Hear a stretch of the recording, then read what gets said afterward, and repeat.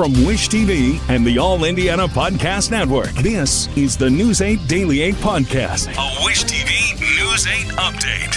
Hey, this is Hannah Mordo, and this is your News 8 Daily for Friday, March 6th. It is a really foggy start outside. This is so much fog that there might be some schools that are delayed this morning, so just pay attention to that. Really, though, temperature-wise, it feels fantastic. We're going to have a high of 75 degrees today. The thing is, we have that rain sticking around. It's going to be mostly cloudy, spotty storms today. Strong storms and heavy rain, though, moves in for the start of the weekend. So be patient. This warm weather is sticking around at least for the next few days. The United States military says it has attacked an Iranian drone carrier. U.S. Central Command shared video last night of the carrier on fire. The attack comes as the Central Command said U.S. forces aren't holding back on the mission to sink the entire Iranian Navy. The Iranian military did not immediately acknowledge the attacks. The latest set of attacks, though, comes after a second war powers vote was rejected in the U.S. House. Yesterday's vote of 212 to 2019 may be an early sign of unease in Congress over the rapidly widening conflict in Iran. The resolution would have curbed President Donald Trump's powers in the war. Trump said yesterday that he wants to be involved in the selection of Iran's new leader. House Speaker Mike Johnson has supported Trump's action in Iran, but said America has enough problems at home and is not about to be in the nation-building business. Defense Secretary Pete Hegseth says activities in Iran will continue as long as it takes to ensure the United States of America achieves its objectives in the region. Hegseth made the comments while speaking at the U.S. Central Command yesterday. This comes just a day after Hegseth said the war could go on as long as 8 weeks. Hegseth also warned that firepower over Tehran was about to surge dramatically, but did not explain exactly what that will include. The U.S. Treasury Department has temporarily lifted a ban on Russian oil to relieve price pressures caused by the conflict in the Middle East. The ban is tied to Russia's war in Ukraine. For the next 30 days, though, the Trump administration has authorized the sale of Russian oil to India. This comes as U.S. futures contracts for crude oil climbed above $80 yesterday afternoon. Trump said yesterday that the Treasury would make efforts to relieve the rising costs. Back in Indiana, Senator Todd Young says there's a risk of retaliation from Iran here at home. His comments came a couple of days after the Trump administration briefed members of Congress on the ongoing airstrikes in Iran. Young says administration officials have clear goals to prevent Iran from getting a nuclear weapon. He says he has not heard anything to suggest there's an imminent threat, but we should remain vigilant. Well, we have seen in recent history the Iranians engage in cyber attacks, whether it's dis or misinformation, cyber theft, or to try and disable certain types of systems and attack our critical infrastructure. So on all those fronts, I feel like, our Homeland Security professionals and others are focused on that problem set, but there's definitely a risk. I have to be candid. Young says Congress needs to fulfill its oversight role as the war continues. The rising tensions are deeply personal for an Iranian-American woman living here in Indiana. News 8's Malia Van Ostrin spoke with her about the uncertain future her loved ones are facing. The woman I interviewed asked that we hide her identity, but wanted to share her story. She says the war in Iran isn't just something she sees in the headlines. It's something her family is living through, and she's worried for their lives. For this Indiana woman who has family in Shiraz, Iran, communication outside of Iran is now very difficult, and she is constantly checking her phone for the occasional update from her parents. There's been a lot of airstrikes where they live. When I talked to my parents, they said they have lots of food and water ready and they're in safe place. There's no internet right now. They can call. Basically, the government has shut down the internet, so they have absolutely zero connection to the war. The woman says that many Iranians, including her family, support the actions taken by Israel and the U.S. against Iran's regime. She says in early January, nearly 40,000 people protesting peacefully against the regime were killed. And she says she and her family have been afraid since. She says many people she knows were starting to lose hope. We see it as a humanitarian crisis. And we see what U.S. did for us as a humanitarian help to Iranian people. This really brought a glimpse of hope to all the people. And now they are closest than ever to get Iran free.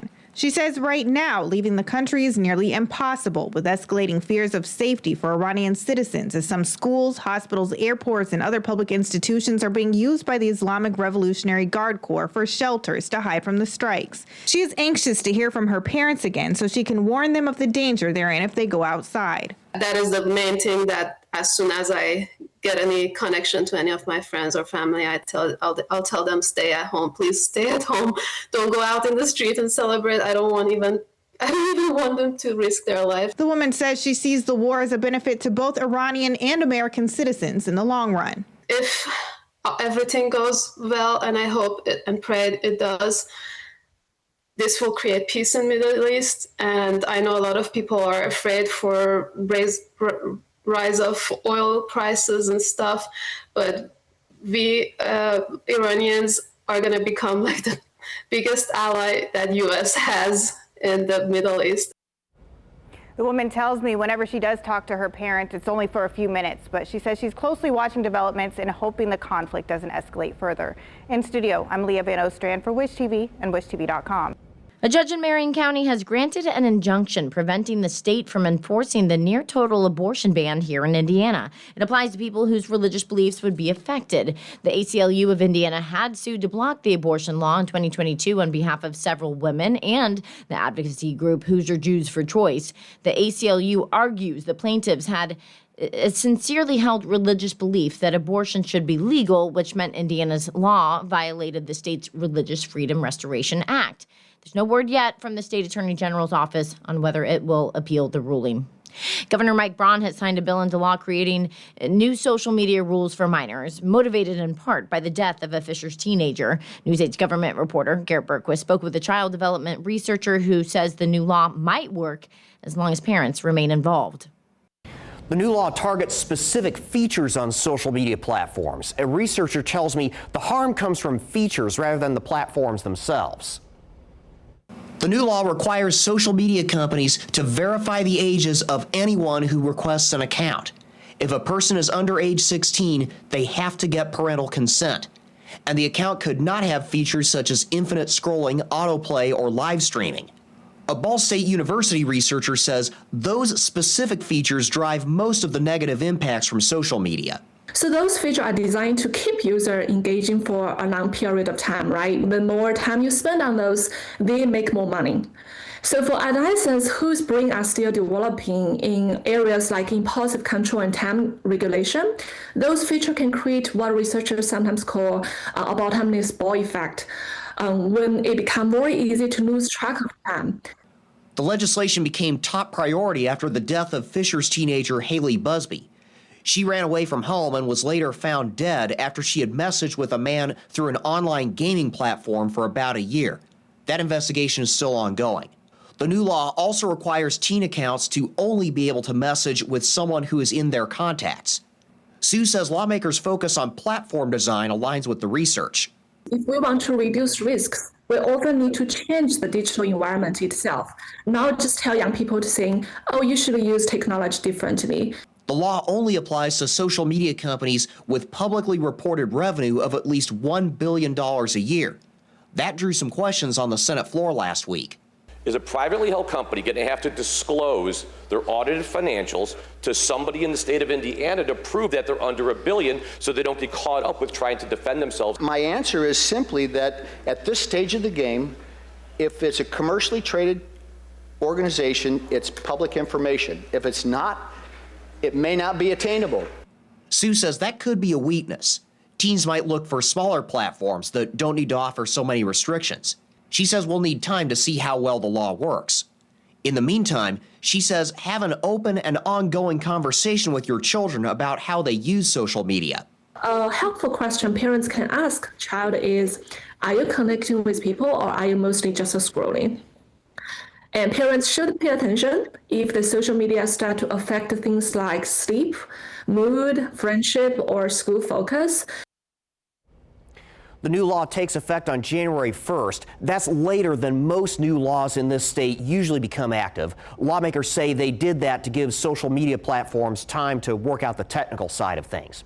I'm Garrett Bergquist for Wish TV and WishTV.com.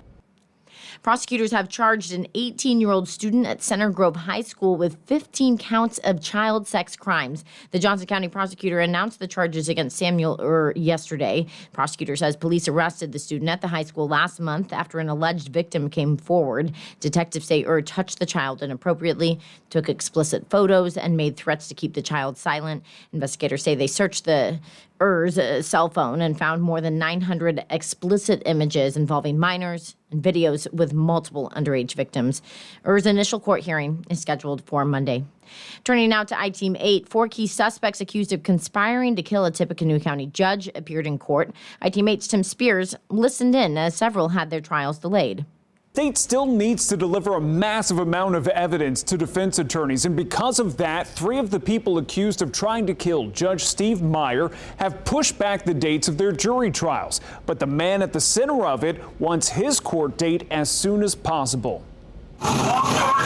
Thomas Moss is in solitary confinement after being arrested for the shooting of Tippecanoe County Judge Steve Meyer. Investigators claim he's a high-ranking gang member who organized the attack to impede his felony domestic battery case set to go to trial. His defense wants to stick to the current May 6th trial date on the judge shooting, but is asking for a new special prosecutor to take over. They argue local prosecutors may be conflicted because the victim, Judge Meyer, may preside over their future cases. Moss's girlfriend, Nevaeh Bell, asked to push back her trial date to late July. Her defense attorney, faced with a multi-state conspiracy case, told the judge it's going to be a mess. The state still needs to deliver a hard drive with 3 terabytes of discovery evidence, along with hundreds of pages of documents to defense attorneys.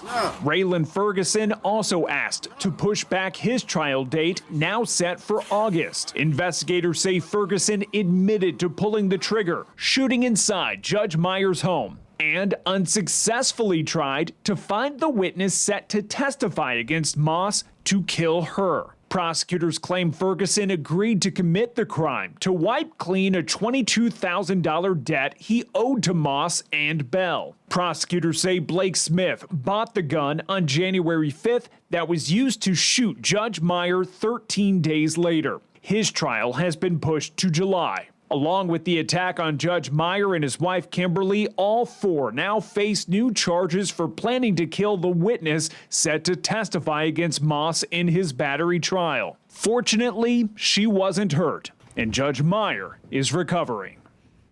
Those trial dates could be pushed back once again. The other 2 that have been implicated in this case face felonies but are not charged as part of the murder plot. In studio, Tim Spears for Wish TV and WishTV.com. President Trump says that Department of Homeland Security Secretary Kristi Noem is out and Republican Senator Markwayne Mullin is in. Trump made the announcement on social media yesterday. Noem had faced increasing criticism over her leadership of the department in wake of the shooting deaths of Renee Good and Alex Preddy at the hands of immigration enforcement officers in Minneapolis. Trump also announced that he's appointing Noem to a new role of special envoy for the Shield of the Americas. In the wake of her removal, Trump said that he is nominating Oklahoma Republican Senator Markwayne Mullin to take the role. White House Press Secretary Caroline Leavitt said that the Trump administration would work to have Mullin confirmed in the new role as soon as possible. Mullin would take over the department that's been shut down since February 14th as lawmakers remain in a standoff regarding changes to immigration enforcement operations. Happening today, the public will get a chance to say goodbye to civil rights icon Reverend Jesse Jackson. Jackson will have a homegoing service in Chicago starting at 11 this morning. Former Presidents Bill Clinton, Barack Obama, and Joe Biden are expected to be there.